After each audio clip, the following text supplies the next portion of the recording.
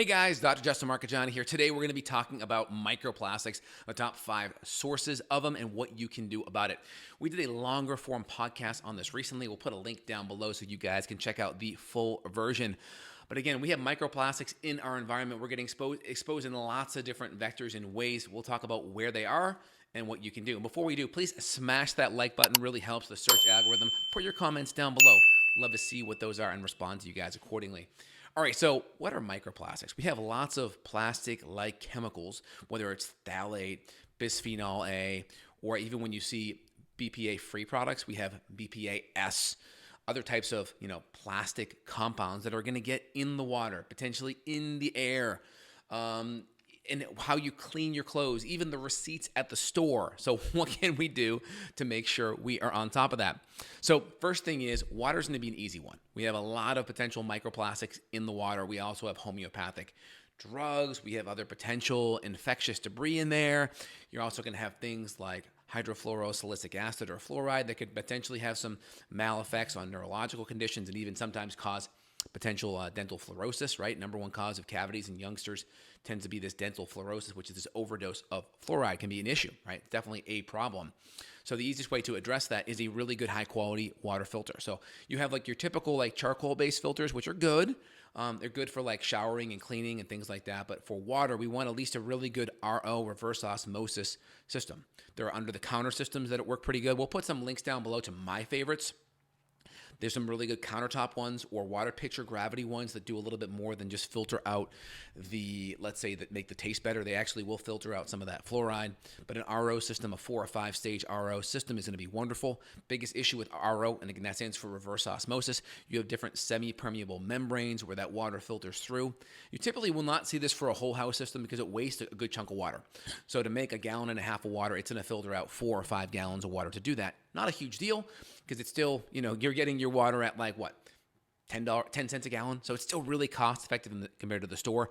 And it's still convenient because you have this, you have this silicone bladder that holds the water at about a gallon, gallon and a half, and it's always filling up. And so once it fills up, it stops. And so you always have this gallon and a half ready for you at any time, which is great. If you have an old-fashioned like gravity filter, you're going to have to constantly be filling that up. And so it's nice to have water ready for you all the time.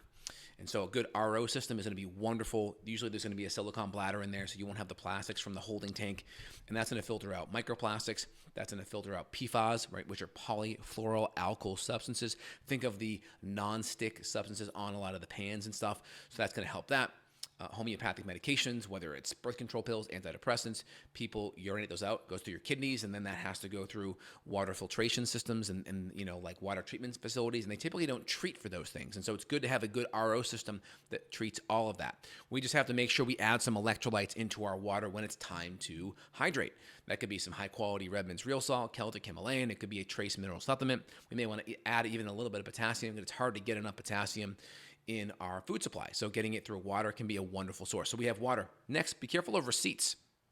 Even some stores I saw recently have said, hey, be careful. There's a compound in these receipts that could impact fertility and hormones. I saw that in a store recently. And so there's a lot of the receipts are coated with BPA, which is a preservative. Why is that on there? Because if you don't, within a week or two, receipts start to go yellow. And so they actually have these preservative on their BPA, bisphenol A, to make the receipt so it won't go yellow. Now, here's the deal. I'd rather it go yellow and not have chemicals on there.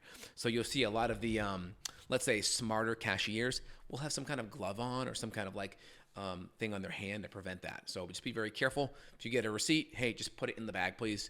Or if it's not a big deal, just take a picture of it. Keep it simple. That's what I do. I go to a restaurant, they give you 2 receipts. I'm always like, all right, picture done. I'm not going to worry about taking that up.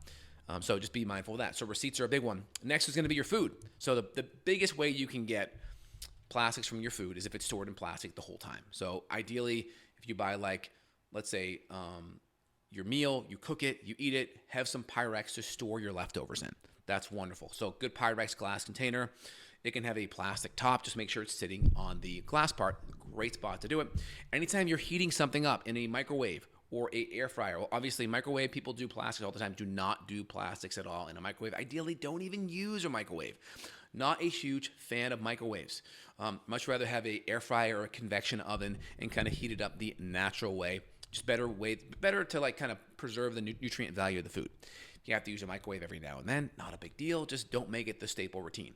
If I have to heat stuff up, I just put it in a glass Pyrex. I put it on 400 for 5 minutes, or I'll do like 200 for like 5 or 10 and just do it a little bit more gradually like that. It's a better way to do it. How you store your water throughout the day. I mean, typically I have my little Yeti mug here, and I get a Topo Chico in glass or a Mountain Valley or a Gerald Steiner. I'll do a mineral water during the day, and typically I'll do my ROs, breakfast, lunch, and dinner when I go up to eat. And then I'll have my glass to kind of like just mix it up during the day, maybe add a fresh squeeze of lemon or lime in there to make the taste a little bit better and a little different.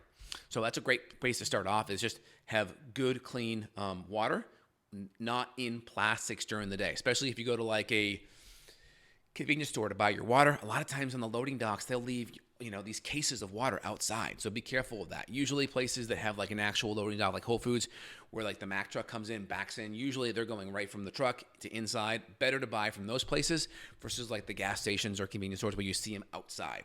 Everyone has that experience seeing the water outside in 100-degree heat. Definitely do not do that. I remember in college, I used to have a 24-pack of water in my trunk at all times, and it was plastic. I mean, I just didn't know anything.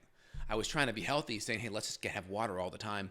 Now, if you're going to do it with glass. Much better with glass because you won't have any of that leaching. But ideally, if you're going to have a water that you store with you, get a Yeti, get a clean canteen, get a Life Factory glass bottle that has a silicone rubber on the outside. Those are all good options. All right, so we talked about storing our water, storing our food, talked about receipts, talked about plastics in our food. I would say the next thing is going to be air. So you could have microplastics in different like furniture and potentially different compounds around the house, different household products that could be off-gassing throughout the day.